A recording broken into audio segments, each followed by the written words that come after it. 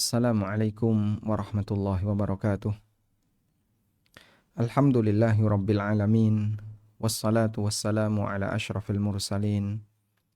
Nabiyyina wa maulana Muhammadin wa ala alihi wa sahbihi ajma'in. Wa ashhadu an la ilaha illallah wahdahu la syarikalah. Wa ashhadu anna Muhammadan abduhu wa rasuluh. Salawatu rabbi wa salamu alaihi wa ala alihi wa ashabihi. Wa man sara ala nahjihi wa stanna bisunnatihi ila yaumiddin. Alhamdulillah, puji syukur kita haturkan kehadirat Allah Subhanahu wa taala di kesempatan sore hari ini bersama Muslimah Academy. Kita melanjutkan kajian rutin bulanan atau 2 pekan sekali dengan mengupas seputar masalah muamalah. Dan insya Allah di kesempatan kali ini kita akan membahas tentang kaidah dasar dalam masalah pemasaran. Bagaimana seorang muslim itu boleh memasarkan barang, baik barang miliknya maupun barang milik orang lain. Baik, pemasaran merupakan salah satu di antara ujung tombak dalam kegiatan ekonomi. Karena kita tahu bahwa sebuah barang itu umumnya laku di pasaran dan menarik di masyarakat karena masalah pemasaran. Oleh karena itu kita perlu tahu beberapa batasan berkaitan dengan fikih masalah pemasaran. Taib. Kita akan berikan kaidah yang pertama berkaitan dengan menjual barang. Bahwa memasarkan, mungkin perlu dibedakan ya. Memasarkan ini kan pengertiannya berarti menawarkan. Menawarkan sesuatu kepada orang lain untuk dibeli. Untuk dibeli atau disewa atau ditransaksikan yang lainnya. Sehingga kegiatan memasarkan bentuknya adalah menawarkan sesuatu kepada orang lain untuk dibeli atau disewa atau yang lainnya. Baik, saya kira definisi semacam ini bisa kita pahami semuanya karena ini bukan definisi yang berasal dari Al-Quran maupun hadis, tapi berdasarkan urf yang kita kenal di masyarakat. Nah, selanjutnya yang namanya menawarkan itu tentu saja tidak sama dengan melakukan akad. Sehingga bedakan antara berakad dengan menawarkan. Menawarkan berarti merencanakan akad. Dan jika yang ditawari tertarik, maka nanti akan dilanjutkan dengan akad, merencanakan akad, lalu dilanjutkan dengan akad. Lanjut akad. Ini jika yang ditawari tertarik. Jika yang ditawari tertarik. Kalau yang ditawari tidak tertarik, tentu saja tidak akan terjadi akad. Tapi kalau jika yang ditawari tertarik, maka lanjut dengan akad. Baik. Oleh karena itu dalam hal ini menawarkan dengan akad itu 2 hal yang berbeda. Menawarkan adalah salah satu tahapan sebelum orang melakukan akad. Berdasarkan hal ini, kita punya kesimpulan bahwa sebatas menawarkan itu bukan akad. Menawarkan itu bukan akad. Oleh karena itu tidak disyaratkan, sehingga tidak disyaratkan adanya ketentuan akad. Kalau sudah akad tentu saja ada beberapa syarat khusus, ada rukun akad, kemudian ada syarat akad sebagaimana yang mungkin Bapak Ibu sudah pernah belajar tentang masalah fikih jual beli. Baik, kita bahas dulu di antara ketentuan akad. Bahwa seseorang boleh melakukan akad terhadap barang, boleh akad terhadap objek tertentu, boleh akad terhadap objek tertentu jika A. Dia sudah memiliki,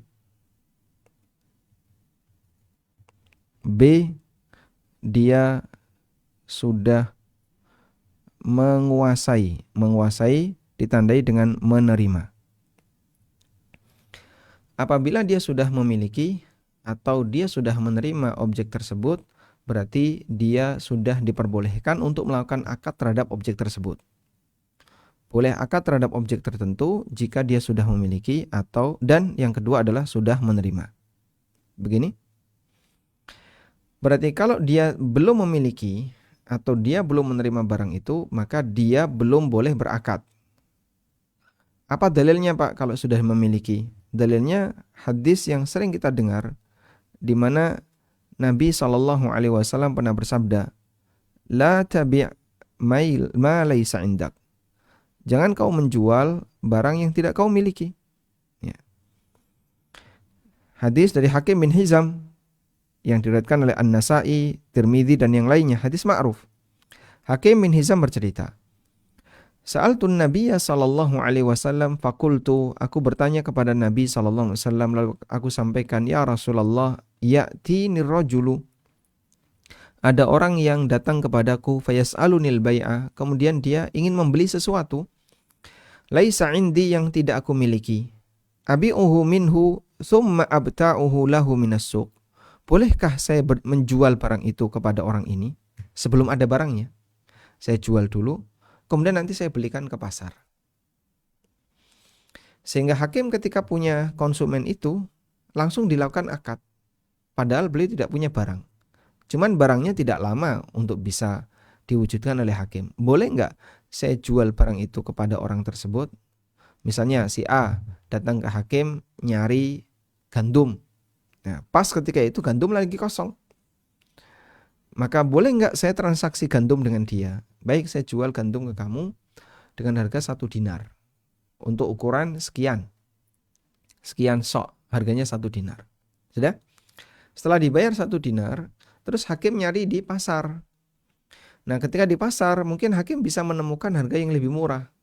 Misalnya 0,8 dinar atau berapa, sehingga hakim bisa mengambil margin dari situ. Qala, kemudian Nabi SAW bersabda, La tabi' ma laysa indak. Jangan kau jual barang yang tidak kau miliki. Hadis ma'ruf.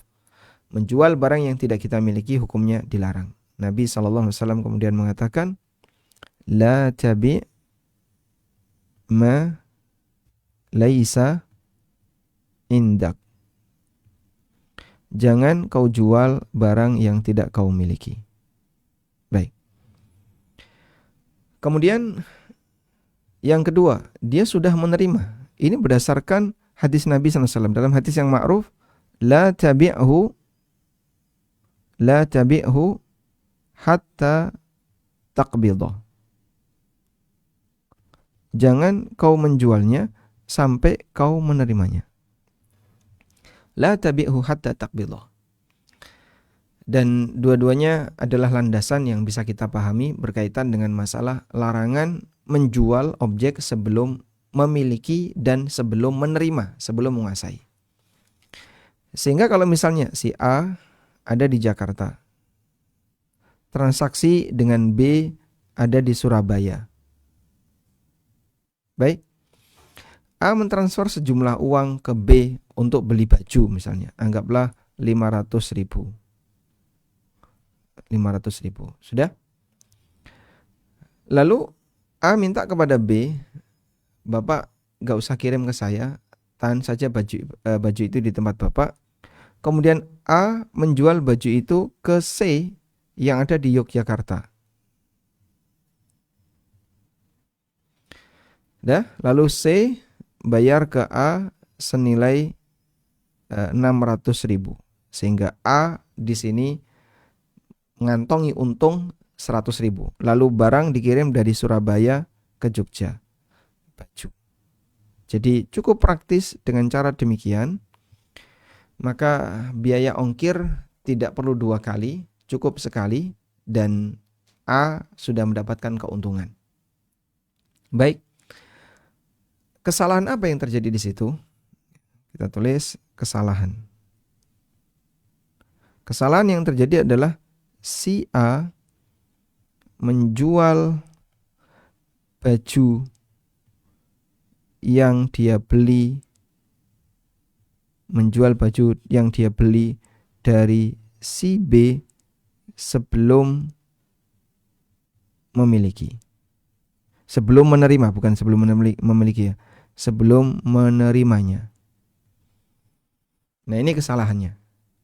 Jadi pada posisi ini si A telah melakukan tindakan menjual sesuatu yang sudah dia beli, berarti sudah dia miliki, sebelum dia menerimanya.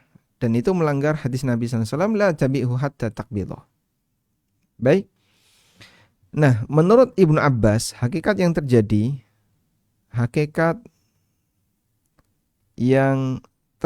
pada si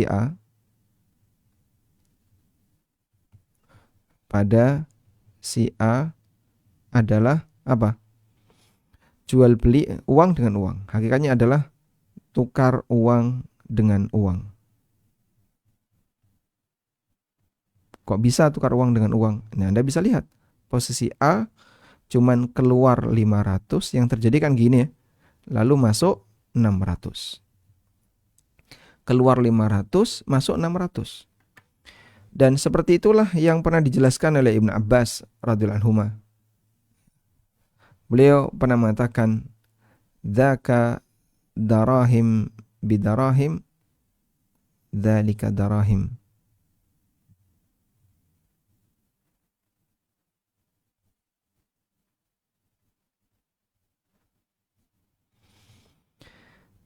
Pada posisi ketika Ibnu Abbas menyampaikan penjelasan, anna Rasulullah sallallahu alaihi wasallam naha ayyabi ar-rajulu ta'aman hatta yastawfiyah.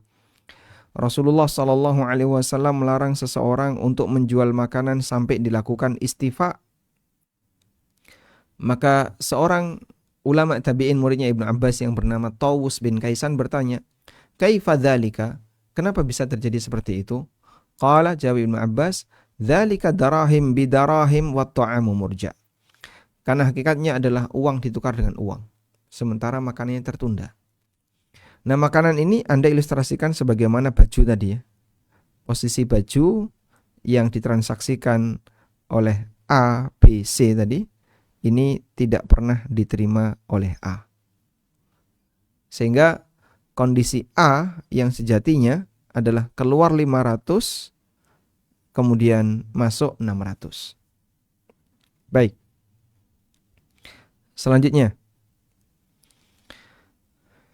ini kaitannya dengan ketentuan akad. Jadi kata kunci di akad adalah ketika seseorang itu sudah memiliki dan sudah menerima, maka dia boleh berakad, dia boleh menjual, dia boleh menyewakan, dan yang lainnya. Selanjutnya kita beralih ke ketentuan terkait memasarkan.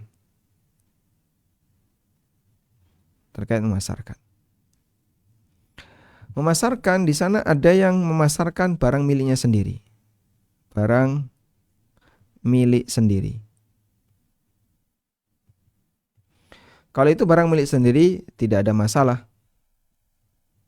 Tidak ada masalah. Atau tidak perlu kita detailkan. Ya karena sudah barang milik sendiri ya terserah. Maka dia ketika memasarkan barang milik sendiri tidak ada permasalahan. Sudah? Kemudian, namun di sana ada bagian yang perlu diperhatikan, yaitu dilarang menawarkan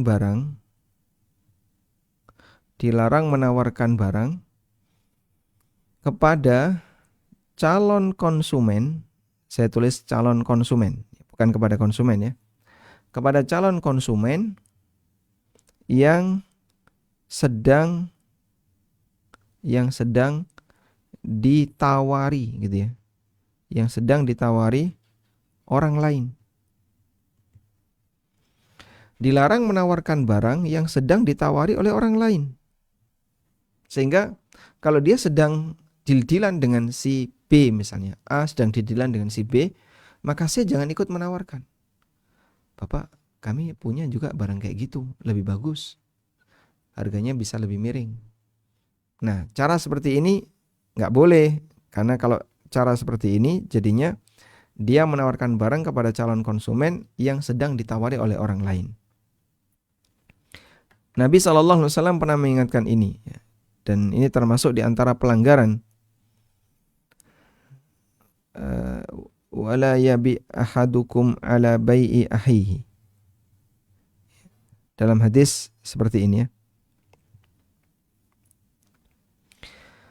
Rasulullah SAW pernah bersabda, atau di sini keterangan Ibnu Ammar, anin Nabi SAW qala, Nabi SAW bersabda, la yabi' ba'dukum ala bai'i ba'din wala yakhtub ba'dukum ala khidbati ba'din.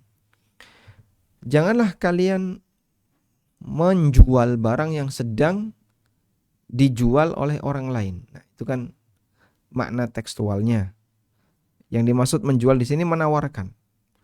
Jadi belum sampai terjadi transaksi baik, tapi sifatnya baru menawarkan. Janganlah kalian menawarkan barang yang sedang ditawarkan oleh orang lain. Sebagaimana pula kalian tidak boleh melamar wanita yang sedang dilamar oleh orang lain. Hadis ini sahih riwayat Bukhari Muslim. Dalam riwayat yang lain dari Abu Hurairah radhiyallahu anhu, Rasulullah SAW bersabda, wala yabi'u ba'dukum ala bai'i ba'din. Jangan sampai sebagian kalian menawarkan barang yang sedang ditawarkan oleh orang lain. Wala tanajashu, dan jangan melakukan praktek najash. Di sini. Dilarang menawarkan barang kepada calon konsumen yang sedang ditawari oleh orang lain. Tadi hadisnya qala Nabi sallallahu alaihi wasallam wala yabi'u ba'dukum ala bai'i ba'din. Janganlah kalian menjual yang sedang atau menawarkan barang yang sedang ditawarkan kepada orang lain. Di sini rawahul Bukhari wa Muslim. Baik. Saya kira insya Allah kita semuanya sudah paham tentang kaidah ini. Karena secara fitrah manusia seperti ini nggak baik, nggak benar. Walaupun orang itu kadang nggak kenal fikih muamalah, tapi dia tahu seperti ini nggak benar. Contoh sederhana ya. Jadi di sebuah pertokoan, wah, ini kan jejer-jejer banyak toko. Ada banyak ruko ya. Ruko A, ruko B, ruko C, ruko D. Ada banyak ruko A, B, C, D, dan mereka berjejer.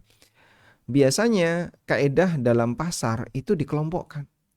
Yang jualan daging semua. Yang jualan beras semua. Yang jualan sembako semua. Biasanya kayak gitu. Jadi jejer-jejer. Yang jualan apa lagi? Jualan oleh-oleh semua. Nah, saat orang itu datang, maka begitu si A datang, si A itu datang. Nah, di sini kan ada PQRS misalnya.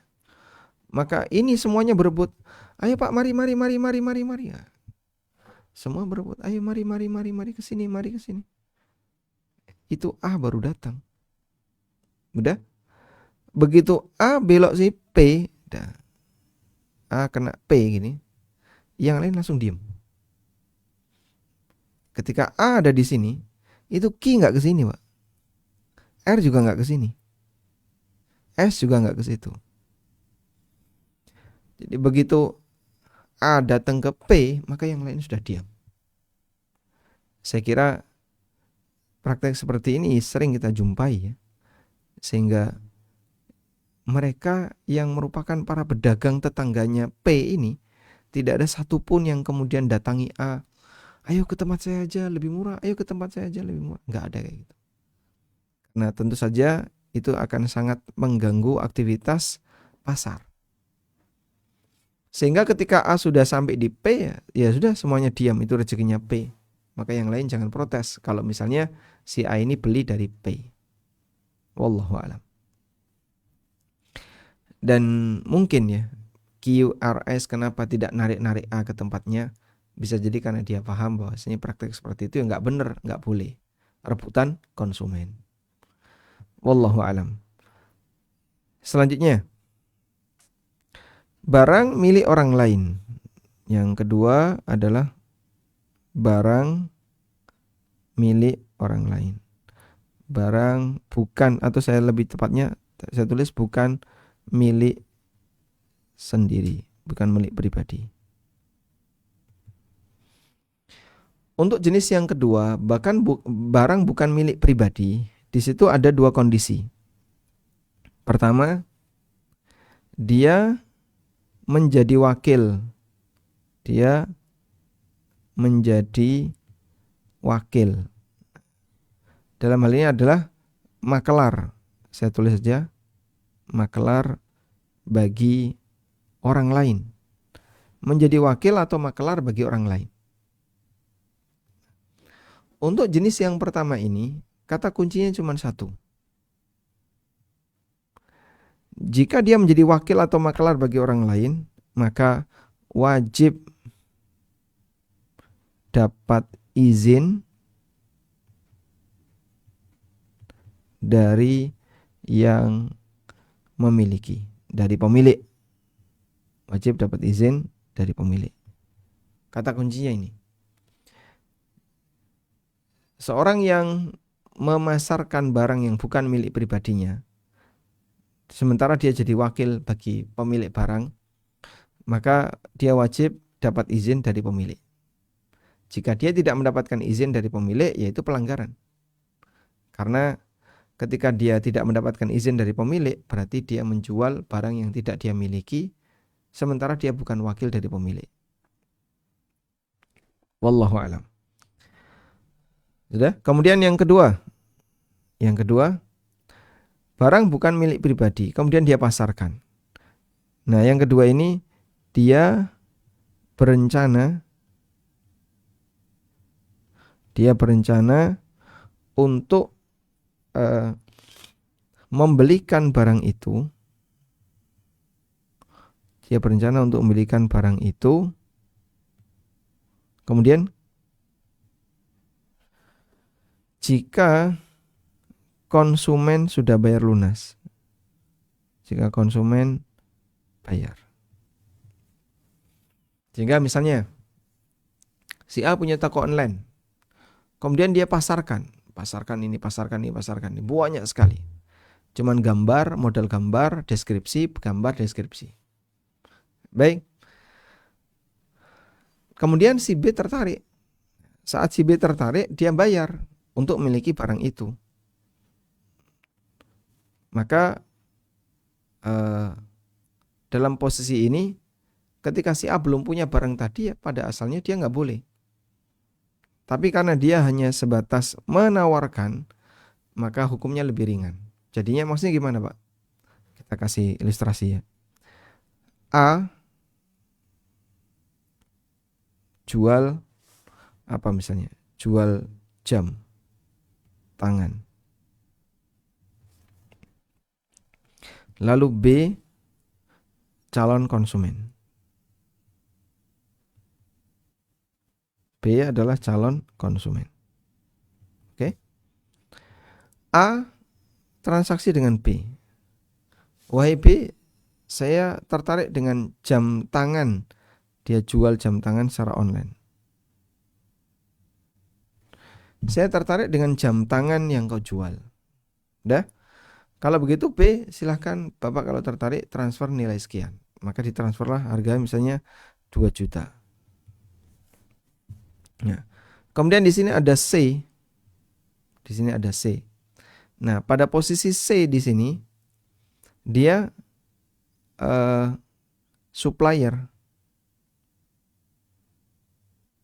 Dia supplier. Nah. Jadi saat A memasarkan barang kepada B, dia itu berencana nanti akan beli ke supplier jika konsumen bayar. Nah, ternyata B bayar 2 juta misalnya. B bayar 2 juta. Lalu setelah itu A membeli barang ke supplier. Nah, dalam posisi ini berarti dia berencana untuk membelikan barang itu jika konsumen sudah bayar. Berarti kalau konsumen sudah bayar, ini kan akad yang paling gampang adalah akad salam. Konsumen bayar, diminta untuk bayar tunai. Nah, berarti nanti barangnya dicarikan belakangan, seperti ini disebut dengan akad salam. Ya? Semoga bisa dipahami ya. Jadi dia memasarkan sementara produknya tidak dia miliki. Saya katakan bukan milik pribadi. Kalau milik pribadi tadi sudah. Produknya tidak dia miliki dan dia bukan wakil. Dia cuman pasang foto banyak tempat dipajang di tokonya. Sementara dia bukan wakil. Dia nggak dapat izin dari pemilik. Maka dia berencana saya akan belikan barang itu kalau kemudian si fulan ini sudah bayar. Nah, praktek seperti ini bisa didekati dengan salam dan ini namanya salam hal. Salam hal, di mana dalam transaksi salam ini penyerahannya singkat. Salam hal atau disebut juga dengan salam singkat. Seperti praktek Hakim bin Hizam. Duitnya dibayar di depan, lalu hakim menyarikan di pasar, kemudian diserahkan ke konsumen. Waktunya singkat. Wallahu alam. Baik, selanjutnya ini ada sedikit beberapa kaidah dasar berkaitan dengan masalah pemasaran. Yang ini berkaitan dengan apa aturan bagi orang yang jadi wakil dalam pemasaran. Kita sering mengenalnya dengan sebutan makelar. Dan makelaran adalah akad wakalah. Pada prinsipnya makelar adalah akad wakalah. Ini merupakan pendapat sebagian ulama dari kalangan Hanafiyah, Malikiyah, dan Hambali. Di antaranya adalah Syekhul Islam Ibnu Taimiyah dan Ibnu Qayyim berlaku kaidah annad dalalata min babil wakalah, bahwa penunjuk barang, dalal, itu masuk dalam kategori wakalah, mewakilkan.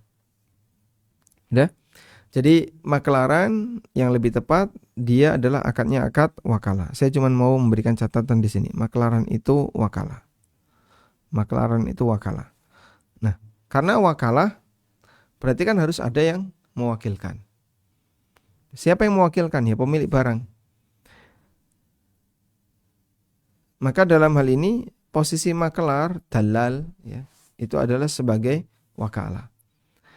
Kemudian harga untuk makelar harus mengikuti instruksi. Nah, di sini ketentuan wakil dalam muamalah.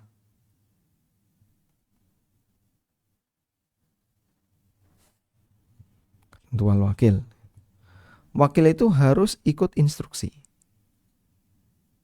Harus ikut instruksi. Dari siapa? Dari yang mewakilkan. Harus ikut instruksi dari yang mewakilkan. Boleh nggak Pak di luar instruksi? Ya nggak boleh. Karena nanti dia tidak amanah jadinya. Sehingga nyuruhnya jual sekian, maka harus dijual sekian. Kamu boleh lebih, silahkan dikasih lebih. Nanti keuntunganmu pokoknya dari margin ini, saya terima sekian, itu juga boleh. Intinya, ketentuan wakil dia harus instruksi dari yang mewakilkan. Karena wakil itu bekerja dari bekerja untuk yang mewakilkan.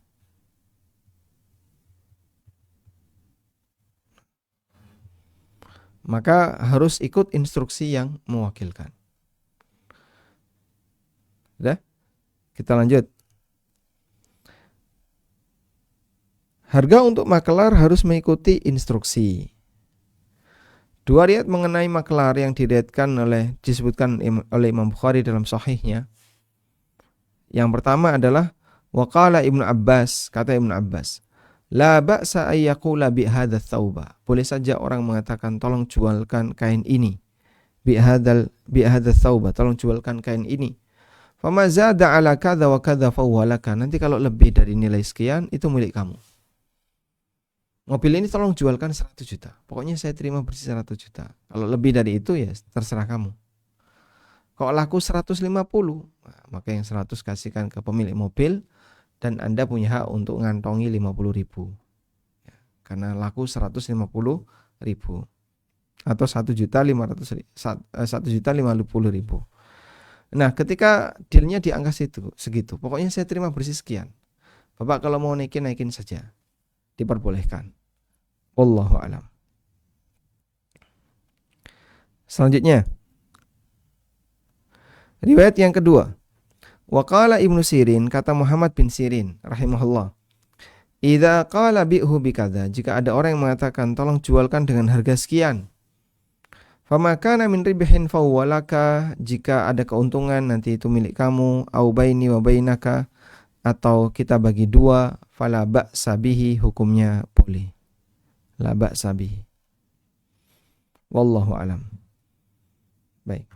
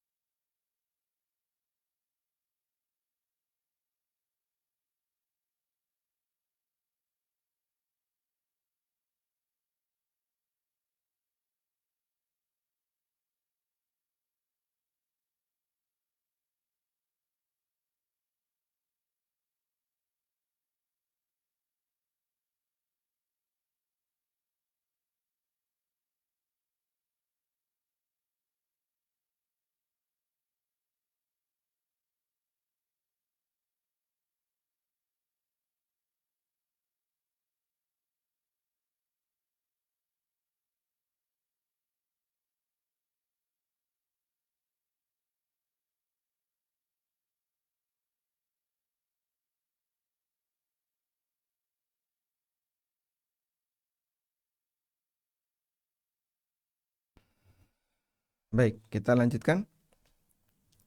Jadi tadi kita sedang berbicara posisi makelar sebagai wakil.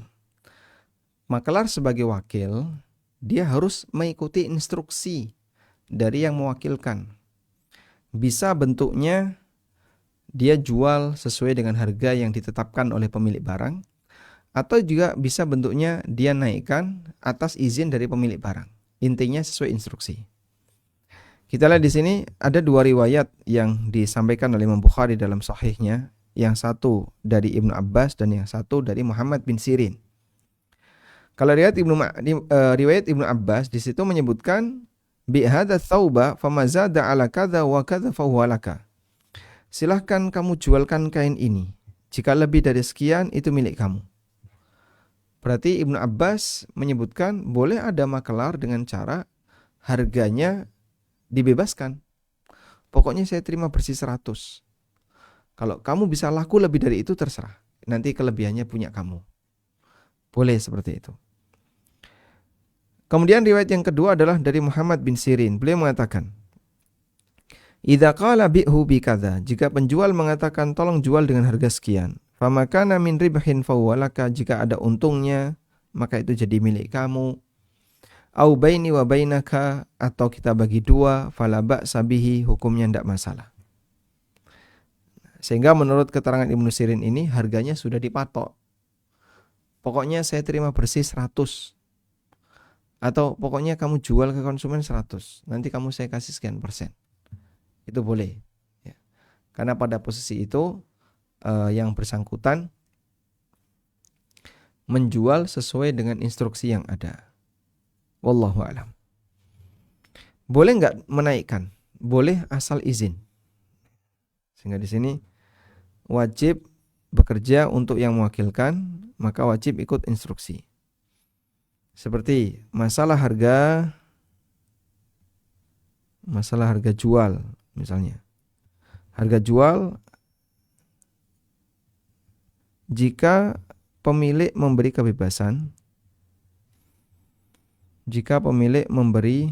kebebasan, maka bebas. Sehingga silahkan untuk dinaikkan sesuai dengan yang diizinkan oleh pemilik. Yang kedua, jika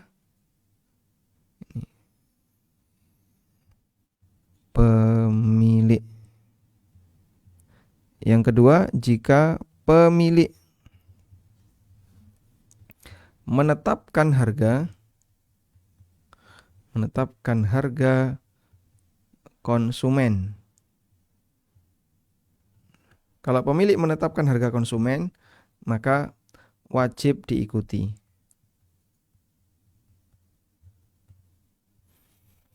Jika dinaikkan oleh makelar, jika harga konsumen dinaikkan oleh makelar, maka yang terjadi apa? Wajib izin.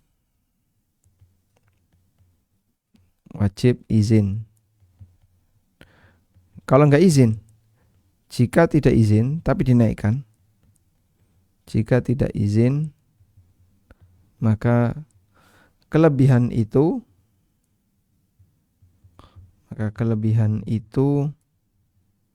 kalau tidak izin ya maka kelebihan itu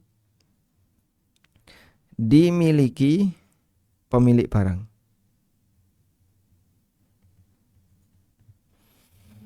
Baik, saya lanjutkan di sini ya. Jadi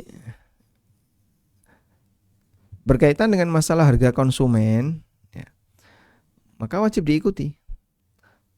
Kalau tidak diikuti gimana? Misalnya dinaikkan oleh makelar, ya wajib izin.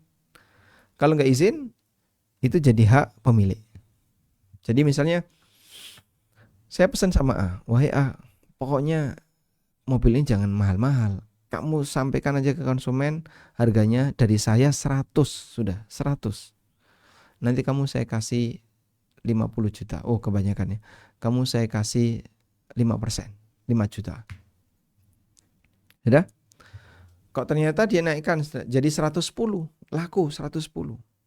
Pak, laku 110. Nah, ketika laku 110, maka di situ harus ada perjanjian. Yaitu izin dulu, izin ke pemilik.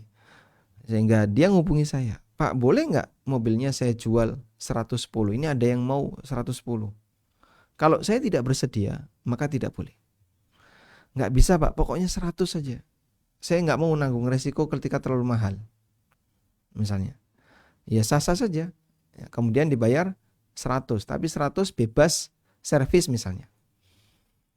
Nah, dalam posisi ini ketika dijual dengan harga 100, itu jadi hak milik siapa yang memiliki? Pemiliknya. Sehingga jika misalnya jual 110 tapi nggak izin, maka 10 juta itu jadi hak milik pemilik. Sementara hak milik makelar sesuai kesepakatan. Sekian persen sesuai dengan kesepakatan tadi. Wallahu a'lam. Baik. Kita lanjutkan. Berdasarkan riwayat di atas, bisa kita simpulkan bahwa makelaran ada dua cara. Pertama, makelar diizinkan untuk menaikkan harga sehingga upah makelar dari margin. Si A, pemilik mobil, meminta si B untuk menjadi makelar menjualkan mobilnya, dan si B diizinkan. Si A mengatakan kepada si B, pokoknya saya terima bersih 100 juta. Kalau kamu mau ambil untung, silahkan dinaikkan sendiri. Dengan skema ini, makelar berhak menaikkan harga barang sesuai yang dia inginkan. Sebagaimana riwayat Ibnu Abbas tadi. Ibnu Qudamah mengatakan, "Idza qala bi hadza tsauba bi asyratin fama zada 'alaiha fawwalaka." Sah. Apabila ada orang mengatakan tolong jualkan kain ini dengan harga 10, kalau lebih dari itu milik kamu. Sahha, statusnya sahih. Wastahaqqa ziyadah, dan dia berhak untuk mendapatkan tambahan. Li'anna Ibnu Abbasin kana la yara bidzalika ba'san. Karena Ibnu Abbas menganggap bahasanya itu adalah hal yang biasa. Wa li'annahu yatasarrafu fi malihi bi'idzni, karena orang ini melakukan transaksi terhadap harta atas izin pemiliknya. Fasahha syartur ribahi lahu fihi kal mudharibil amali fil musaqah. Maka boleh ada syarat, saya minta lebih sekian. Seperti Ibnu Abbas tadi ya. Beliau mengatakan pokoknya makelaran yang tepat seperti ini. Jadi masalah harga diserahkan kepada makelar. Sudah? Maka dia boleh misalnya, saya minta syarat nanti boleh naikin harga. Silahkan. Wallahu alam. Yang kedua, makelar diminta untuk menjual senilai harga tertentu. Dia mendapatkan fee sesuai kesepakatan. Ketika pemilik sudah menetapkan harga, maka makelar tidak berhak untuk menaikkannya tanpa seizin pemilik. Karena makelar dalam hal ini adalah wakil dari pemilik. Sehingga dia harus bekerja sesuai instruksi. Jika dia menaikkan harga tanpa izin pemilik, berarti dia menyalahi amanah dan itu dilarang. Nah, dalam fatwa Syabakah Islamiyah terdapat pertanyaan. Saya menjadi penghubung antara penjual dan pembeli. Saya sepakat dengan penjual harga sekian dan dengan pembeli harga sekian. Misal dari penjual harga 100 dan saya jual ke pembeli 150. Saya terima uang dari pembeli, kemudian saya serahkan ke penjual. Kemudian jawaban lembaga fatwa Syabakah Islamiyah, fala yajuzu laka fi dzalika. Fala yajuzu laka fi'lu dzalika. Ma lam tukhbir al-mushtari bithaman al-hakiki. Tidak boleh Anda melakukan seperti itu selama Anda tidak menyebutkan kepada pembeli harga yang sebenarnya dan nanti tambahan margin menjadi hasil dari makelaran Anda, atau Anda bersepakat dengan penjual bahwa nanti akan menjual barang itu dengan harga sekian sehingga selisihnya milik Anda. Namun jika pembeli menyangka bahwa harga dasarnya 150, padahal aslinya 100, atau Anda memberitahu bahwa pemilik menjual seharga 100 padahal aslinya 150, maka semacam ini tidak boleh. Baik, ini yang disampaikan dalam fatwa Syabakah Islamiyah. Jadi intinya, kalau pemilik sudah menetapkan tolong jual ke konsumen harga sekian, naikin tidak boleh, kecuali harus izin kepada pemilik. Wallahu alam. Taib. Semoga bisa dipahami sampai di poin ini. Ada satu poin lagi tentang bolehkah maklar dimaklarkan, tapi saya lebih tertarik fokus di atas. Mungkin di antara Bapak Ibu yang tergabung di Zoom, ada yang mau disampaikan terlebih dahulu, barangkali ada bagian yang belum jelas, kami persilahkan. Sebelum nanti kita bahas tentang masalah samsara ala samsara.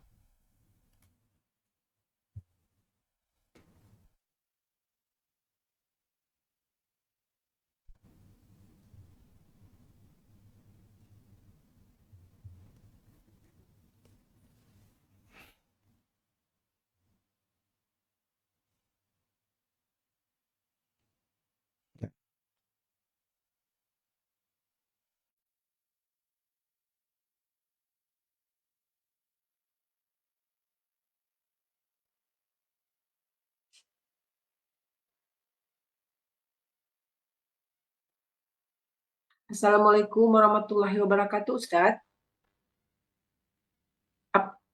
Apakah audio Anda terdengar di Ustadz?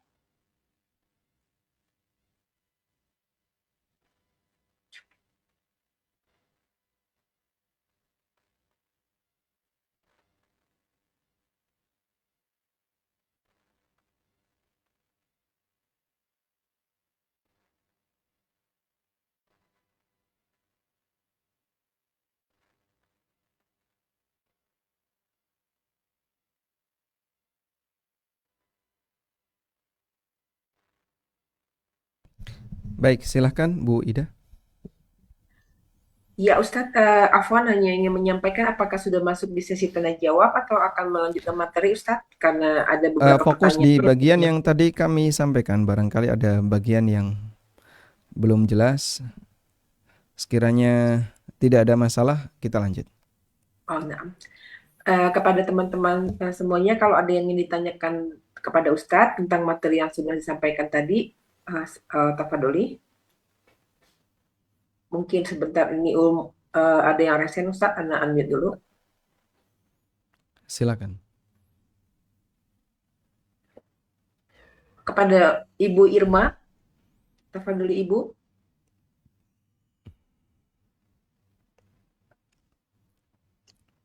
Bismillah, Ana Irma izin bertanya. Ini sudah dibuka sesi bertanya, apa harus materi yang barusan ya, Silakan. Afwan? Anda bertanya tentang kasus atau bertanya tentang materi? Ana mau tanya tentang hukum afiliat, Ustadz. Oh, nanti kalau begitu. Kalau berkaitan dengan kasus, insya Allah nanti kita bahas. Nah, kalau begitu, Ana tidak jadi Ustadz. Ana ingin menanyakan hukum itu saja, Baik. Ustadz. Jazakallahu Insya Allah khairan. nanti kita bahas affiliate. Baik, Nah, berarti saya lanjutkan di posisi ini. Nah, affiliate kurang lebih jawabannya ada di sini ya. Bolehkah makelar dimakelarkan? Karena sekarang affiliate itu cabangnya kadang banyak gitu ya. Sehingga dari pemilik kemudian dia membuka afiliasi dengan yang lain, terus si A, ada beberapa afiliator yang lain. Lalu afiliator ini juga membuka afiliasi yang lain. Sehingga affiliate diafiliatkan. Sekarang kita akan baca makelar dimakelarkan. Mungkin Anda pernah mendengar istilah samsarah ala samsarah. Samsarah ala samsarah. Dan menurut orang sebelah, samsarah ala samsarah ini tidak boleh. Nggak bisa maklar kok dimaklarkan. Dia bukan pemilik. Iya, memang dia bukan pemilik. Tapi bagaimana kalau dia dapat izin dari pemilik? Sekarang kita akan lihat ini. Wakil boleh mewakilkan. Dalam aturan wakalah, seorang wakil boleh mewakilkan kepada orang lain dengan izin orang yang mewakilkan, dan itu dengan sepakat ulama. Sehingga misalnya saya minta kepada A, tolong antar uang ini ke C. Kemudian A bilang, tapi nanti saya sebentar lagi mau ke sana. Saya nanti titipkan ke B, boleh nggak? Terus saya bilang, ya udah nggak apa-apa. Maka A bawa uang itu sampai di B, kemudian dia titipkan ke B. Lalu B yang ngantarkan ke C. Berarti si A sebagai wakil dari saya, dia mewakilkan kepada orang lain, yaitu kepada B atas izin saya. Boleh. Contoh sederhana. Kita transaksi dengan X. Tapi X nanti pengerjaannya dikerjakan oleh murid-muridnya atau oleh anak-anaknya atau oleh karyawannya. Berarti bukan X sendiri. Seperti ini diperbolehkan.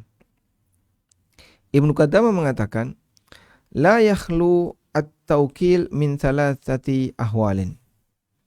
Kasus mewakilkan orang lain ada 3 keadaan. Yang pertama, ayyan hiyal muwakkilu wakilahu ala at-tawkil fala yajuzu lahu dzalika bighairi khilaf. Pertama, orang yang mewakilkan melarang si wakil untuk mewakilkan kepada orang lain. Maka seperti ini nggak boleh diwakilkan kepada orang lain bighairi khilafin, tanpa ada perbedaan pendapat ulama. Ats-tsani adzina lahu fit tawkil. Yang memberikan wakalah mengizinkan untuk diwakilkan kepada yang lain. fayajuzu lahu dzalik, maka hal seperti ini diperbolehkan. Li'annahu aqdun idnun lahu fihi fakana lahu fi'luhu katasarrufil ma'dzun. Karena ketika dia sudah mendapatkan izin, maka praktek yang dia lakukan adalah sebagaimana at-tasarruf al-ma'dzun, sebagaimana praktek orang yang diberi izin. Wala na'lamu fi hadaini khilafan, dan kami tidak mengetahui adanya perbedaan pendapat dalam masalah ini. Baik. Nah, di sini Ibnu Qudamah menyebutkan kalau pemilik tidak mengizinkan, maka ulama sepakat nggak boleh dilakukan. Yang kedua, pemilik mengizinkan, maka kata Ibnu Qudamah, kami tidak mengetahui adanya perbedaan pendapat kalau itu nggak boleh.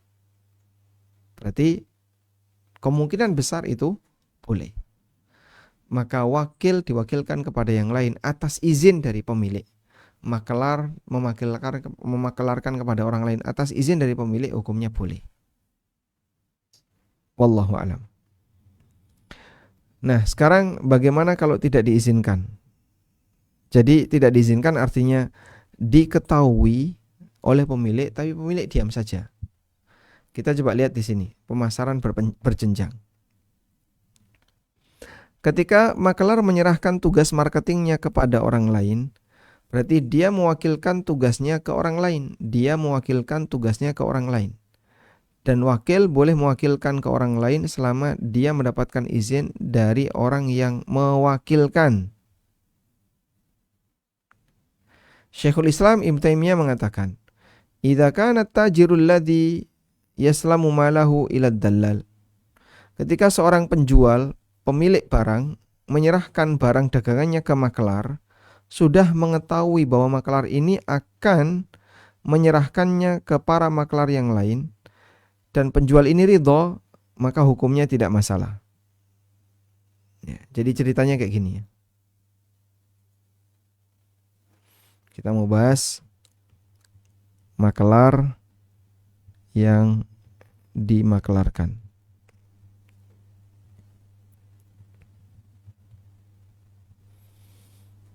Makelar yang dimakelarkan. Coba kita lanjutkan.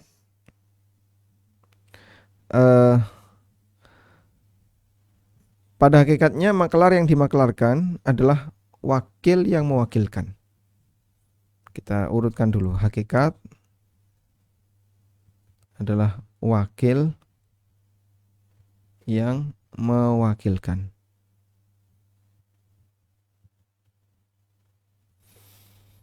Demikian kenyataannya. Sudah? Kemudian yang kedua, hukumnya mengenai hukum jika ada izin dari pemilik. Jika ada izin dari pemilik, maka hukumnya boleh. Yang kedua, jika tidak ada izin dari pemilik, maka hukumnya dilarang. Udah? Bagaimana jika kondisi yang ketiga? Pemilik tahu, tapi diam. Pemilik tahu tapi diam. Nah, di sini ada keterangan dari Syekhul Islam. Ceritanya kayak gini. Ini adalah pasar. Nah, kemudian datanglah si A membawa banyak sekali hasil dari alam. Si A banyak sekali membawa hasil dari alam. Oke? Nah, si A ini merasa, saya baru pertama kali masuk pasar di sini. Tapi ini ada barang bagus, semoga nanti laku. Lalu dibantu oleh si B. Dah, gini aja B. Gini aja A, Bapak tunggu aja di warung kopi. Biar nanti saya yang pasarkan. Kamu tunggu aja di warung kopi, nanti saya yang pasarkan. Nah, kemudian nanti kita akan deal-dealan di belakang. Jadi total yang terjual berapa, keuntungan berapa, nanti akan dibayarkan. Kayak gini kurang lebih ya. Nah, B ini punya pasukan pemasaran. Jadi si A datang ke pasar bawa barang, B menawarkan, gini aja, A, kami yang jualkan, nanti kamu duduk aja di warung kopi, nanti kita ngopi bareng setelah barang laku. Sudah? Nah, B seperti ini disebut dalal. B ini disebut dalal. Sedangkan pasukan pemasaran, ini adalah para dalalin. Udah? Berarti di sana gimana? B dipasarkan kepada beberapa orang. Anggaplah misalnya ada 5 preman. P, Q, R, S, T. Nah, 5 preman ini diminta oleh B, tolong jualkan barang ini ke seluruh penjuru pasar.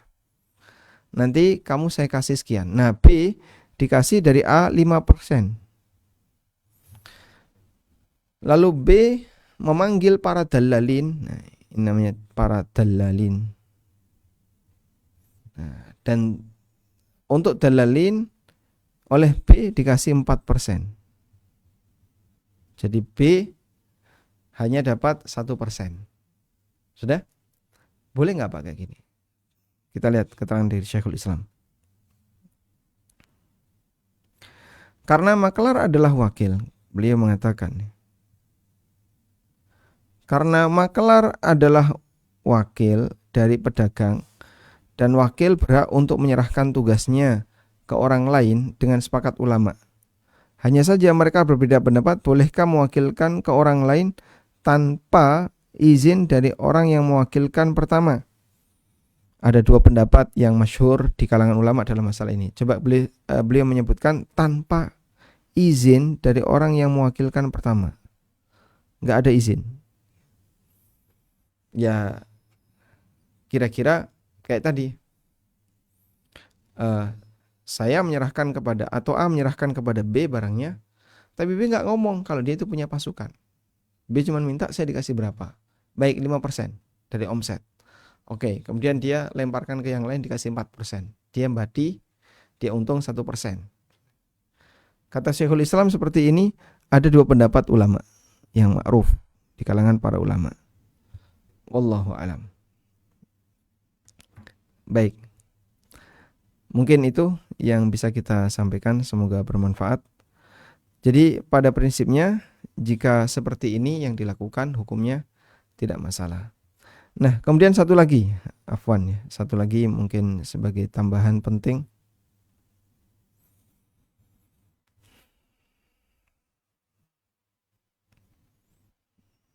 Tadi ya, ketentuan wakil. Ini kita sudah sebutkan tadi. Saya kasih angka aja. 1, 2, 3, 4. Pemasaran tidak boleh berbayar.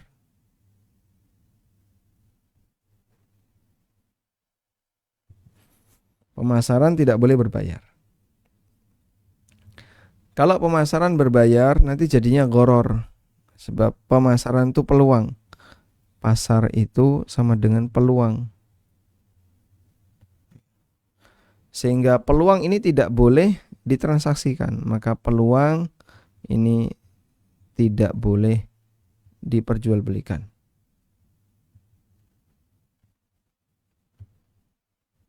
Nah, kalau dia transaksi peluang maka jadinya gharar. Jadi misalnya bayar IDR 300.000. Lalu dia punya peluang. Nah, kalau seperti ini, contoh jual beli peluang seperti ini, jadinya kan ini jelas, 300.000 jelas ya. Sementara peluang ini tidak jelas. Baik. Nanti jadinya seperti ini, kalau jual beli peluang. Nah, kalau kayak gini masuk kategori gharar. Wallahu alam. Baik, mungkin itu yang bisa kita sampaikan. Semoga bermanfaat. Wassallallahu ala nabiyyina Muhammadin wa ala alihi wa sahbihi wasallam. Ya, Assalamualaikum warahmatullahi wabarakatuh, Ustadz. Waalaikumsalam warahmatullahi wabarakatuh. Waalaikumsalam Afwan, Ustadz. warahmatullahi wabarakatuh. Afwan, Ustadz, izin membacakan pertanyaan, Ustadz. Ada beberapa pertanyaan yang masuk. Siap. Sebelumnya buat yang raise hand, Ana akan memberikan waktu setelah satu pertanyaan ini ya. Assalamualaikum warahmatullahi wabarakatuh, Ustadz. Afwan Ustadz, ketika saya pasang status, lalu calon pembeli japri untuk menanyakan mulai spek sampai harga. Lalu saya info termasuk harga. Calon pembeli akan order tanpa tawar-tawar lagi. Lalu saya belikan barangnya, belum pembayaran dari calon pembeli. Setelah barang sampai, lalu barang saya kirim, dan pembayaran setelah barang sampai. Harga yang dibayar tidak selalu sama dengan saat awal harga saya info. Apakah cara ini sudah sesuai syariat, Ustadz? Bermuamalah jual beli dengan mohon penjelasannya dari Ustadz. Jazakumullah khairan. Coba posisi dia itu sudah punya barang atau belum? Dipastikan ini. Masih order sepertinya, Ustadz. Dia order di tempat yang lain atau melayani orderan orang lain? Calon pembeli akan order. Sebentar, mungkin Anda bisa menilakan kepada Ukti Indasi untuk membuka audionya.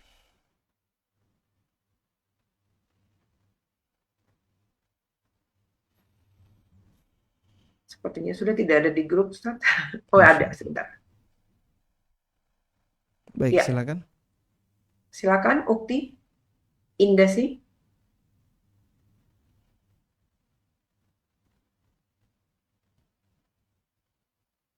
Assalamualaikum Ustaz. Waalaikumsalam warahmatullahi.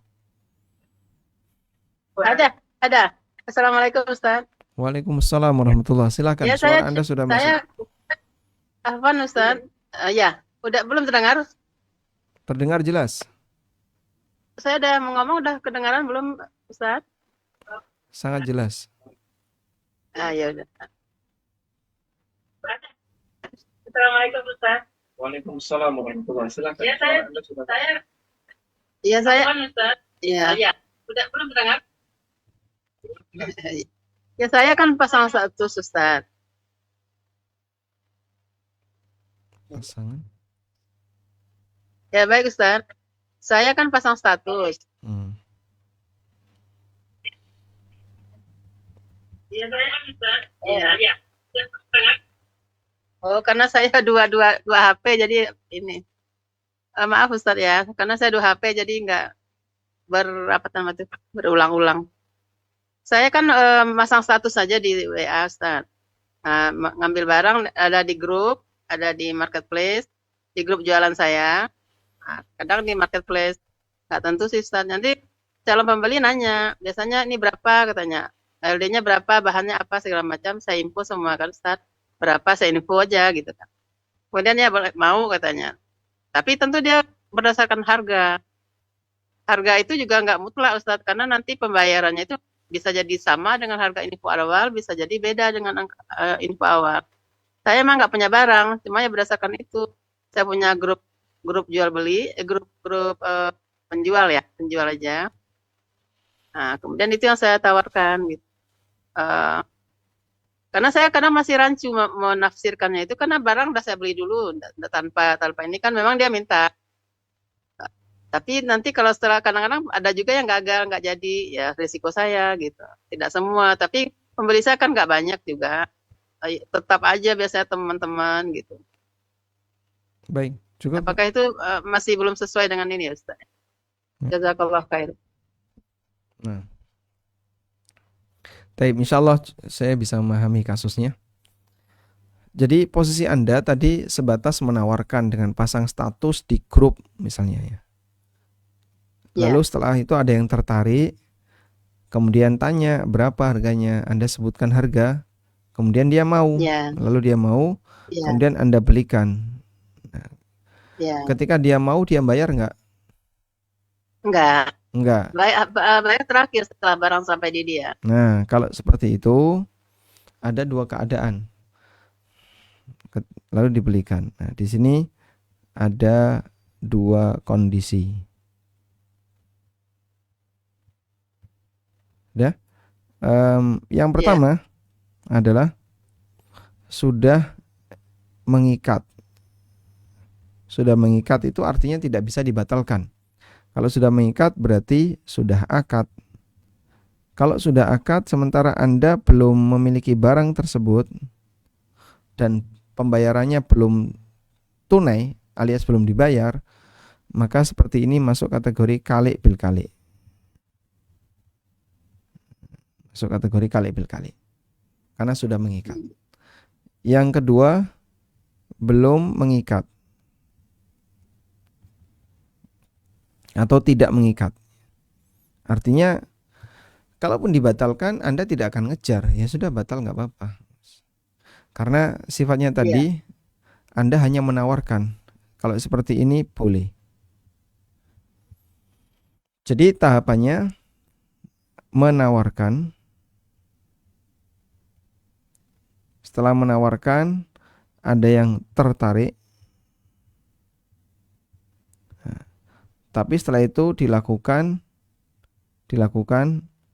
rencana akad. Yes.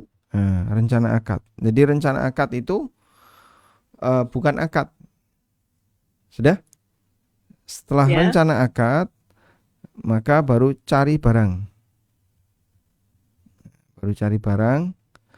Kemudian setelah itu dapat barang. Dapat dalam hal ini menerima. Dapat barang. Nah, setelah itu baru akad dengan konsumen. Jadi kurang lebih seperti ini tahapannya. Kalau Anda mau melakukan yang sifatnya tidak mengikat. Jadi menawarkan, kemudian tertarik, lalu dilakukan rencana akad, kemudian Anda cari barang, setelah itu ketika dapat barang, baru akad dengan konsumen. Nah, ketika akad dengan konsumen ini ada dua pilihan. Antara konsumen lanjut atau konsumen mundur. Dia punya hak itu. Mau lanjut silahkan, mau mundur silahkan. Wallahu a'lam. Iya. Ya, emang Cukup seperti itu, insyaallah. Ustaz. Kalau seperti ini insyaallah tidak ada Insya salah. Allah cukup. Ya, karena selama ini masih ragu dengar penjelasan sih kan selalu saya dengar. Masih takut salah apa enggak. Baik, insyaallah cukup. Ya. Iya, insya Allah. Alhamdulillah. Terima kasih banyak Ustaz. Jazakallah Barakallahu khair. fikum. Selanjutnya silahkan. Selanjutnya mungkin kita beri waktu Ustadz kepada Ibu Irma yang tadi ingin bertanya.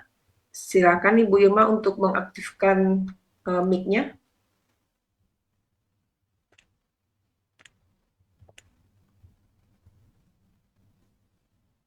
Ibu Irma. Iya, naam Om. Bismillah, Ustadz. Assalamualaikum Ustadz. Waalaikumsalam warahmatullahi wabarakatuh. Ya, semoga Allah selalu menjaga dan merahmati Ustadz, juga kaum muslimin semuanya. Amin.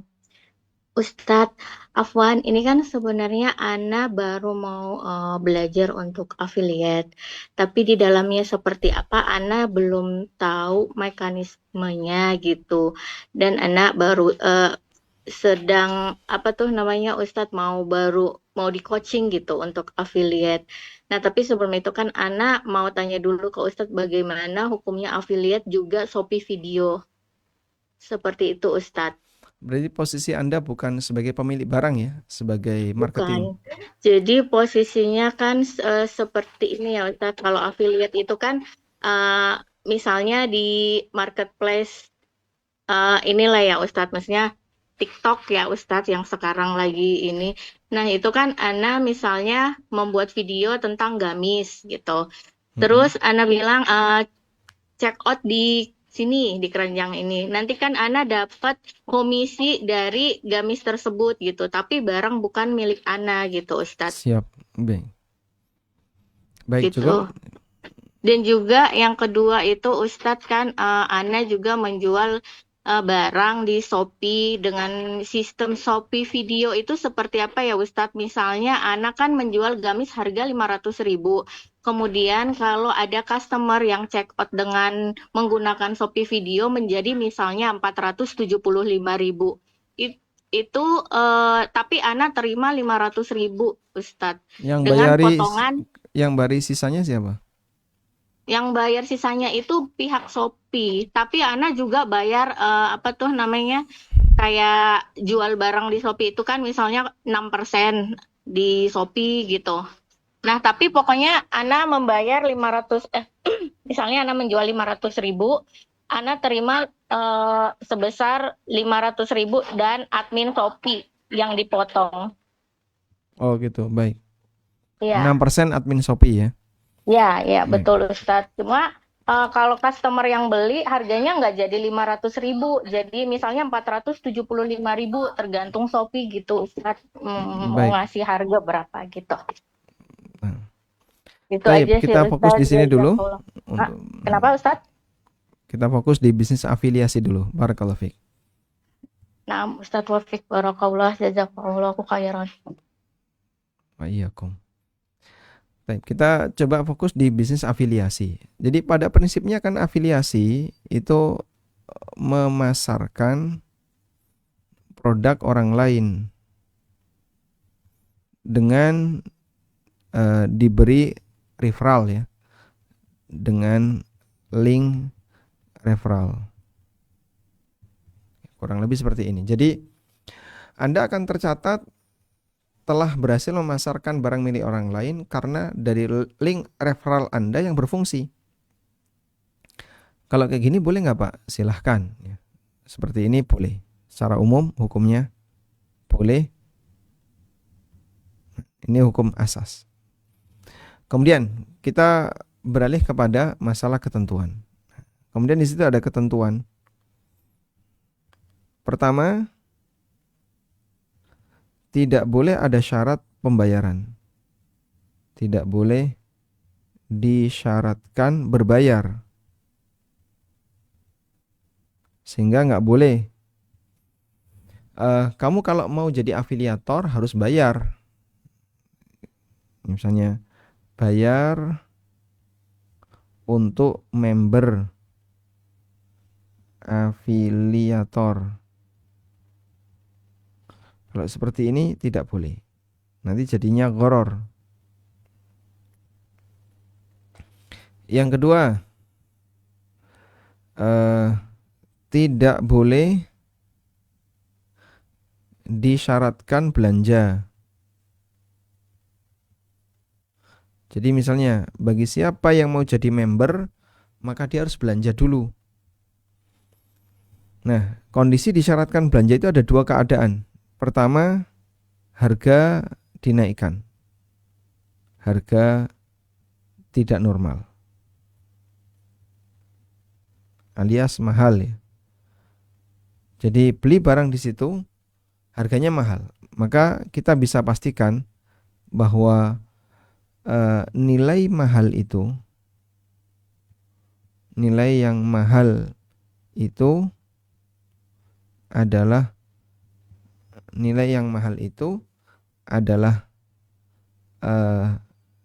biaya member. Sebagian biaya member.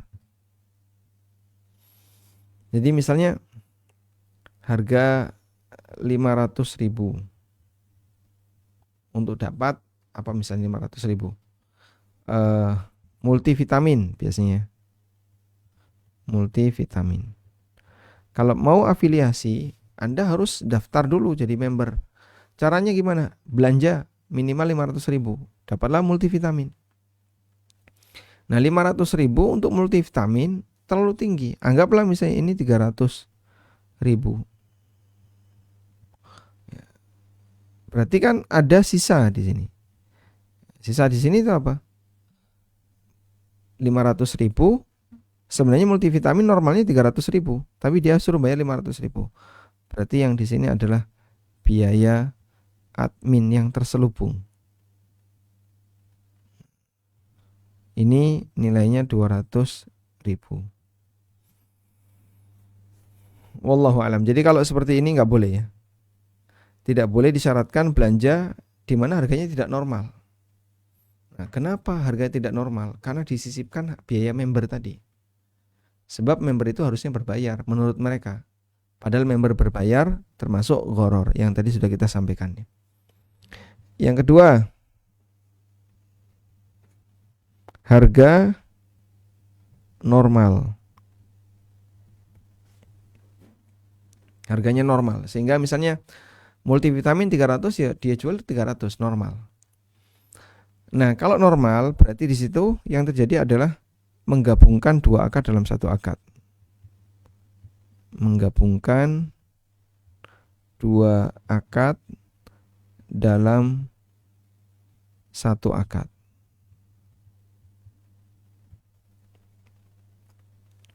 Kok bisa Pak masuk kategori menggabungkan dua akad dalam satu akad? Karena yang terjadi di situ adalah akad jasa, akad 1 plus akad 2.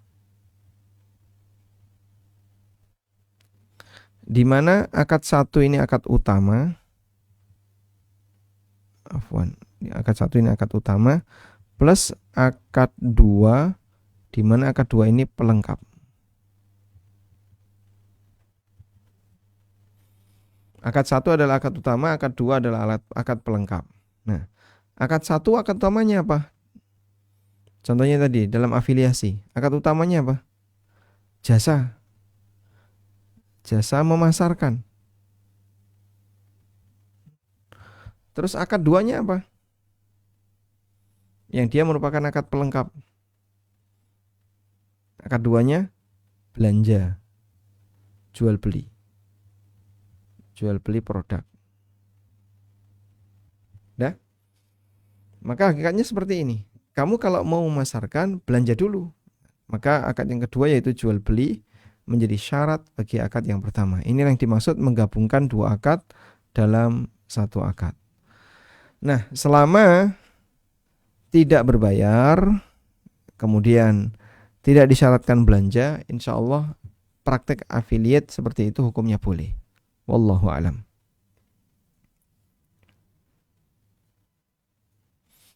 Baik, silakan.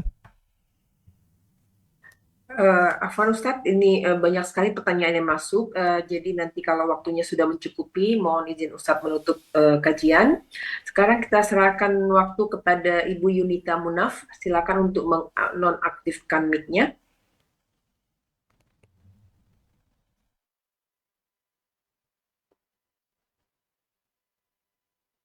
Ibu Yunita.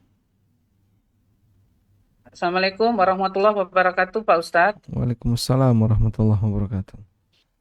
Ini Pak Ustadz, Ana kan minggu kemarin nanya mengenai penjualan tanah Ana secara termin oleh pebisnis, dalam kurung developer gitu ya Pak Ustadz.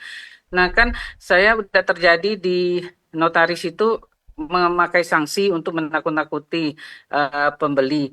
Kalau nggak ada sanksi nanti dia seenaknya bayarnya kapan aja gitu Pak Ustadz. Nah sanksinya itu kan kata Pak Ustadz ke minggu kemarin itu dikembalikan ke yang pembeli itu. Cuma saya bingung gini Pak Ustadz, sanksi itu nanti kalau dikembalikan ke dia sementara dia kan pebisnis gitu loh Pak Ustadz. Gimana kalau sanksi itu saya kasihin ke fakir miskin dalam kurung tuh saudara atau orang lain, atau saya pakai untuk perbaikan jalan di kompleks saya Pak Ustadz. Tapi Hana berharap sih sanksi ini gak terjadi ya, biar dia bayar terminnya sesuai dengan jadwal yang udah disepakati di PPJP di notaris Pak Ustadz. Gitu aja Pak Ustadz. Developernya, developernya konsumen Anda ya, beli tanah tadi. Iya, saya sih pengennya cash Pak Ustadz, tapi dia dia katanya saya nggak bisa cash karena saya memutarkan uang. Nah, sementara tanah saya belum selesai dia selesaikan penjualan terminnya, dia udah beli lagi di belakang saya gitu Pak Ustadz. Jadi dia sebenarnya sanggup bayar cash Pak Ustadz, cuman namanya pebisnis kan memutarkan uang gitu loh Pak Ustadz. Nah kalau saya kasih sanksi itu ke dia kan keenakan dia ya Pak Ustadz ya gitu. Bagaimana solusinya Pak Ustadz? Siap, baik. Memang dalam hal ini ketika ada sanksi maka status sanksi itu masuk kategori riba jika yang bersangkutan diwajibkan untuk membayarnya.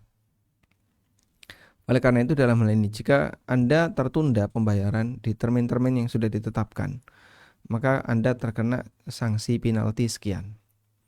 Pada asalnya itu tidak boleh. Perjanjian seperti ini juga nggak boleh, karena ini perjanjian ribawi. Baik. Terus misalnya sudah terlanjur perjanjian itu dan sudah berjalan, maka nanti yang bisa Anda lakukan adalah setelah menerima, andai kan terjadi kasus ya, ternyata dia tidak bisa bayar di termin tertentu, maka dia kena sanksi. Nah, sanksi ini Anda simpan untuk nanti diberikan ke dia pasca lunas. Tapi kan dia bisnismen ya. Masalah bisnisnya mau konsumen bebas saja. Yang penting pokoknya duit itu adalah duit riba, tidak boleh Anda bawa dan kembalikan ke yang bersangkutan. Kalau yang bersangkutan tidak menerima, Pak, ya, kalau yang bersangkutan tidak menerima, maka Anda bisa kasihkan ke fakir miskin. Jadi pemberian ke fakir miskin itu jika tidak memungkinkan untuk menemukan pemiliknya. Wallahu alam. Tapi anak rasa dia mau aja kali menerima Pak Ustadz. Jadi harus nomor 1 dikasih ke sana dulu ya Pak Ustadz, Ya, nanti setelah ke lunas, pembeli ya. Oh setelah iya. pembayaran dia Oh tadi. lunas, Oh memenuhi gitu. kesepakatan harga seperti yang Ibu buat dengan mereka, lalu setelah itu Anda kembalikan sanksinya, silahkan. Kalau dia terima ya saya nggak bisa apa-apa lagi gitu Pak Ustadz ya. Nah, Iya, Afwan satu lagi yang tadi Pak Ustadz yang kita member di kartu kita suruh bikin kartu member tapi kita disuruh belanja dulu. Tapi kan harganya nggak dinaikin. Itu boleh ya Pak Ustadz? disuruh bikin kartu member, ya sebatas bikin Iya, kartu member. Kalau saya di gratis, supermarket gitu Pak Ustadz, kalau di mana gratis nggak aja di masalah. Dep Store. Kenapa nggak apa-apa ya Pak Kalau Ustadz? gratis boleh. Tapi ya dengan syarat belanja sekian, misalnya 200 gitu, 300 gitu. Baru bikin member boleh ya Pak Ustadz? Asal gratis boleh. Nah, jazakallah khair Pak Ustadz. Barakallahu fiik. Nah, Masih ada waktu ya Ustadz? silakan. Pertanyaan berikutnya, Assalamualaikum warahmatullahi wabarakatuh Ustadz. Izin Waalaikumsalam bertanya, warahmatullahi wabarakatuh. jika semisal saya memproduksi buku dan sudah memasarkan serta melakukan akad dengan konsumen sebelum buku selesai dicetak menggunakan sistem PO, bagaimana hukumnya? Apakah bisa dikatakan bahwa saya belum memiliki dan menerima objek tersebut sebelum menjualkannya? Jazakallah khairan Ustaz. Yang terjadi pada diri Anda adalah akad istisna karena Anda produsen buku. Maka kalau posisi Anda adalah yang menjual buku, produsen buku, maka praktek akad istisna itu cukup aman. Sehingga dalam hal ini Anda boleh menerima PO, DP juga boleh, tunai juga boleh, karena akad dengan Anda adalah akad istisna. Wallahu alam. Berikutnya, Assalamualaikum warahmatullahi wabarakatuh Ustadz. Waalaikumsalam warahmatullahi wabarakatuh. Ibu saya menjual sambal dengan merek A. Kemudian teman saya ingin membeli 10 dengan ingin dijual lagi. Namun pada saat pembelian beliau request atau meminta untuk tidak diberi label merek dagangan ibu saya. Karena beliau ingin pakai merek sendiri. Kalau seperti ini sikap kami sebagai penjual sambal bagaimana ya Pak Ustadz? Ya kalau Anda bersedia enggak apa-apa. Itu produk Anda tapi dimerki orang lain. Dan Anda bersedia, silahkan. Ya, modelnya maklun gitu ya. Insya Allah tidak masalah. Bakpia ANB itu maklun. Jadi teman-teman ANB nggak bisa memproduksi bakpia. Orang Jogja yang bisa bikin bakpia itu orang khusus. Ya. Karena kalau bikin bakpia tanpa latihan sebelumnya pasti rasanya nggak karuan. Nah, bakpia ANB itu produksi tetangga kami. Lalu kita beli dalam jumlah banyak dan kita pack dengan merek ANB. Dan dia setuju dengan itu. Bahkan dengan cara itu dia bisa menjual dalam jumlah banyak, laris. Nah, seperti ini model bisnis maklun hukumnya boleh. Selama pemiliknya mengizinkan. Jadi kata kuncinya di pemilik. Nah. Ada 2 lagi nih Ustadz, insya Allah masih bisa ya Ustadz ya. Assalamualaikum warahmatullahi wabarakatuh Ustadz. Waalaikumsalam Semoga Allah selalu merahmati Ustadz dan keluarga. Amin. Ustadz Afwan, Ana menjual mie ayam di teras depan rumah. Bolehkah Ana join di e-commerce atau GoFood dan lain sebagainya? Sementara ini saya masih berpendapat tidak masalah. Orang join e-commerce, GoFood atau GrabFood atau yang lainnya, dan kemudian nanti ikut terlibat dalam aplikasi ya, yang kemudian konsumen Anda bisa mengakses secara online. Insya Allah tidak masalah. Wallahu alam. Assalamualaikum warahmatullahi wabarakatuh, Ustadz. Waalaikumsalam warahmatullahi wabarakatuh. Izin bertanya, berkaitan dengan pemasaran, bagaimana hukumnya jika saya live di TikTok untuk memasarkan barang dagangan saya? Saya adalah official marketer dari sebuah brand. Sistem penjualannya adalah saya memasarkan bagaimana hukumnya jika barang dikirim langsung dari supplier ke pembeli tanpa lewat saya. Bagaimana hukum TikTok, IG, dan yang berbayar ini, Ustaz? Jazakallah khairan. Anda pasarkan dengan melalui iklan di beberapa medsos atau gimana? Sepertinya live di TikTok, Ustaz. Iya, Mungkin TikTok merger ke sosial media lainnya, kurang tahu, Ustaz. dia live di TikTok untuk memasarkan barang. Nah, barangnya itu belum datang kan? Belum ada, gitu. Belum, Ustaz. Nah, berarti dia waktu memasarkan pakai barang apa? Mungkin sampel ya, Ustaz, ya, kalau melihat di sini karena dia BA ya, Ustaz, brand ambassador untuk barang ini, mungkin sampel barang itu dan barang itu akan dikirim lewat supplier direct ke konsumen. Kalau sampel insya Allah tidak masalah. Tapi dia harus nerima dulu barang dari supplier tadi. Kalau dari supplier belum dia terima ya nggak boleh dia jual. Wallahu alam. Nah, cuman Sebentar, Ustaz, ini dia izin on mic, sebentar saya aktifkan, Ustaz, ya. silahkan.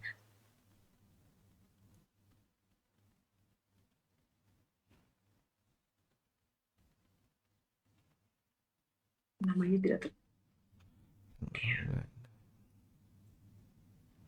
Silakan Ibu Dea. Bentar ya. Namanya sudah tidak. Oh, Bisa silahkan. raise hand, Ibu? Saya agar dapat melihat. Oh iya, sebentar. Silakan, Ibu. Nah, terima kasih Om. Jadi gini Ustadz, saya tuh official marketer dari sebuah brand. Itu tuh cuma nge-share sebenarnya nge-share materi marketing yang udah disiapkan gitu dari merek officialnya. Mm-mm. Tapi saya tuh mau scale up bisnis marketer saya ini ke TikTok dan IG. Mungkin pakai ads, mungkin juga pakai live. Ini masih saya pertimbangkan karena saya belum tahu hukum keduanya. Kalau ads itu kan berbayar. Kalau pakai live saya harus beli beberapa sampel. Karena dari official mereknya ini tidak mau ngasih sampel gratis gitu, Ustadz. Jadi saya mungkin harus beli sekitar 5 atau 10 gitu ya. Untuk jadi bahan konten di live TikTok ataupun di video-video TikTok aja gitu. Setelah ini saya nggak tahu hukum keduanya, apakah saya boleh tampil depan kamera gitu untuk menjual barang tersebut, atau apakah saya boleh juga untuk memasang TikTok dan IG ads. Insya Allah yang kedua malah lebih bagus. Anda pasang TikTok dan IG ads. Jadi Anda iklan melalui medsos itu kemudian berbayar. Anda yang bayar kan berarti ya? Iya betul Ustadz, itu Anda berbayar. bayar itu hal yang normal karena Anda menggunakan jasa mereka sehingga seharusnya Anda bayar ke mereka. Bahkan ya, kemarin kan sempat ada pembicaraan panjang berkaitan dengan apa sih hukumnya menerima ads dari Google, dari YouTube, dan yang lainnya yang itu tidak bisa dikontrol. Karena dominan iklan di tempat kita itu iklan yang bermasalah. Saya sempat berpikir, bagaimana kalau kaum muslimin menjejali iklan itu dengan iklan yang bagus? Jadi yang punya produk-produk halal tuh ayo iklankan dengan materi iklan yang bagus. Nah, nanti kalau semakin banyak iklan kita di Google, itu kan jadinya mengisi ruang Google. Ya seperti dulu YouTube itu kan isinya dulu kotoran. Banyak sekali tontonan-tontonan yang nggak benar. Nah, kemudian para asatidzah gencar-gencaran untuk aktif di medsos YouTube, dan alhamdulillah Dengan cara demikian bisa menghiasi nuansa YouTube. Maka kadang orang video yang disugestikan, video yang disarankan, nanti disarankan video ini, disarankan video itu adalah video dakwah misalnya. Alhamdulillah, jadi makin ramai. Nah, jika kaum muslimin banyak sekali yang iklan melalui TikTok Ads atau Facebook Ads, nanti kan nuansa di situ akan lebih bagus. Ya, wallahu alam. Jazakallah khair, Ustaz. Ya. Pertanyaan berikutnya mungkin kepada Ibu Lisiami. Bisa raise hand?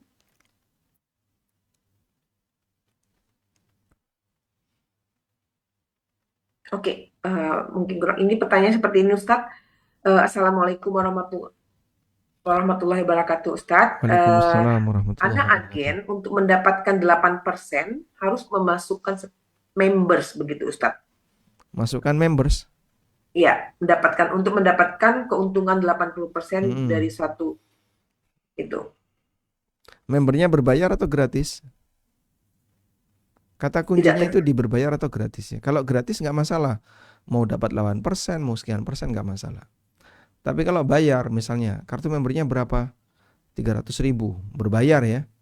Anda bayar 300.000, terus dapat apa? Kartu member. Selanjutnya, ini akan berfungsi kalau dipakai belanja. Kalau nggak belanja, ya nggak fungsi. Kalau nggak belanja sama sekali, hilang. Nah, ketika hilang, Anda rugi 200.000. Sebaliknya, ketika Anda bayar 200.000, lalu Anda belanja, dapat diskon. Ketika dapat diskon, Anda untung.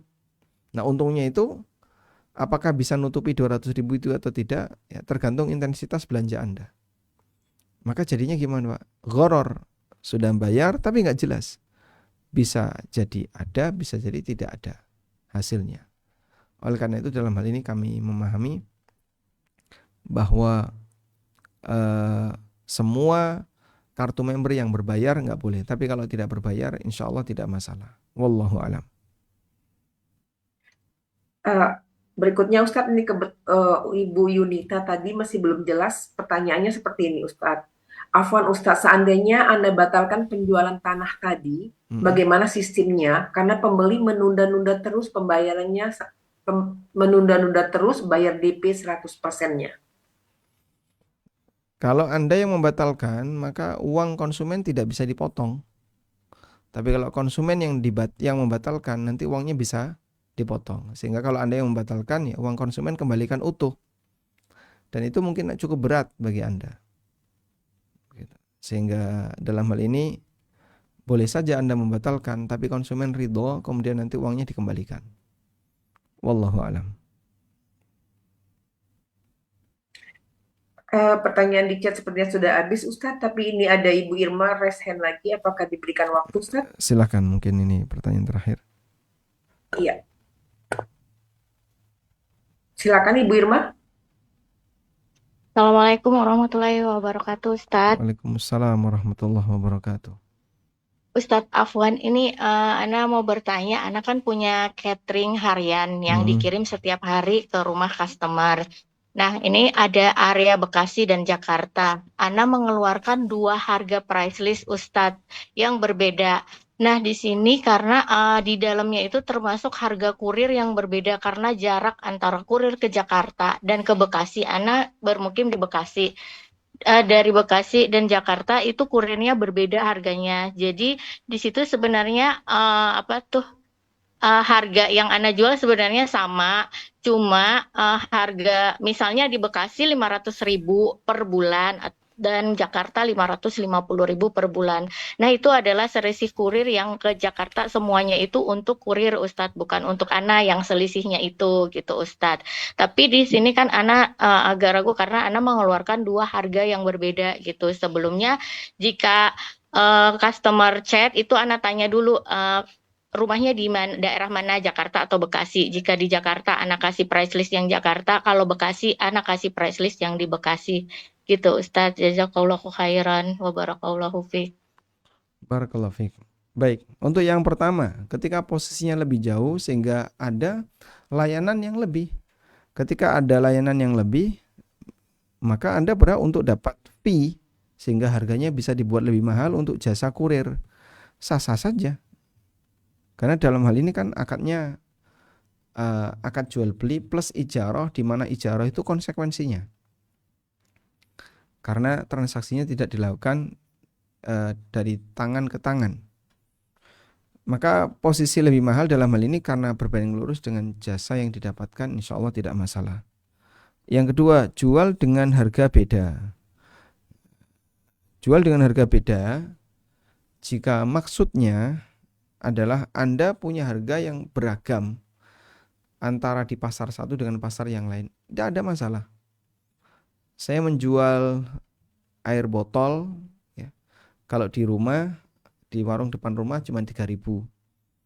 Saya jual di stasiun 10.000. Saya jual di bandara 13.000. Di kamar hotel 20.000. Boleh-boleh saja. Karena pasar itu berbeda-beda antara satu dengan yang lain. Wallahu a'lam. Sehingga jual dengan harga beda boleh. Sama halnya misalnya yang membeli orang biasa, Anda kasih harga 200. Ketika yang membeli teman dekat, Anda kasih harga 300. Loh, katanya harga teman. Teman harus ngasih untung sama temannya. Maka yang orang biasa 200, temannya sendiri malah 300. Tidak apa-apa. Biar kamu ngasih untung yang lebih banyak untuk saya. Kalau seperti itu boleh nggak Pak? Boleh, sah-sah saja. Wallahu a'lam. Baik. Alhamdulillah Ustadz sudah habis pertanyaannya. Bisa Ustadz menutup majelis sebelumnya. Baik, mungkin demikian yang bisa kita sampaikan. Dan insya Allah beberapa catatan yang tadi sudah kita tuliskan akan kita bagikan kepada teman-teman sekalian. Dan pembahasan ini sebenarnya adalah kutipan dari buku saya yang mungkin Bapak Ibu ada yang sudah pernah memilikinya.